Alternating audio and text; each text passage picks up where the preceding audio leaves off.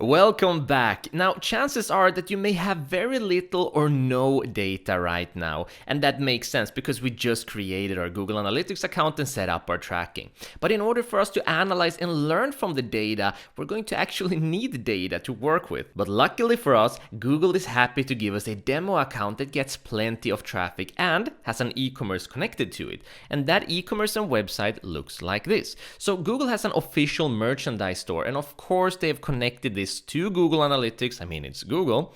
And they've made that Google Analytics into a demo account that we can use and work with. And this is amazing because this really allows us to go through Google Analytics in depth and properly learn to analyze the data, read reports, and take actionable results from the data we're getting. Okay? So in order to access that demo account from Google Analytics, you're going to enter this support page from Google. Now, this will be in the resources. You don't need to find this yourself. So just head over to the resources and it will be right there. Then you want to move down to where it says access the demo account, and then we're going to click at the furthest one down below where it says universal analytics property because we want to use Google Analytics 3.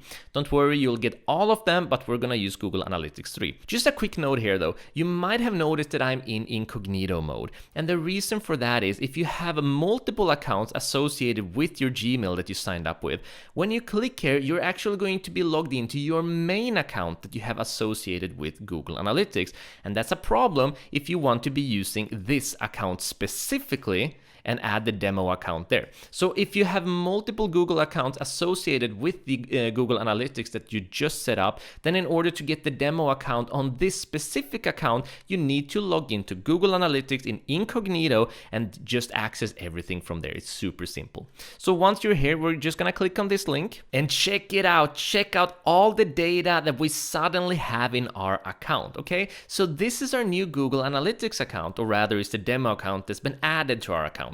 So if I go up to where it says master view, you're gonna notice that we have Robin and Jesper, the one that we created that has RNJ's templates, Google Analytics 3 and Google Analytics 4, but we also have a demo account. It has two Google Analytics 4, it has one Google Analytics 3, and then a attribution project. We're gonna talk more about that later.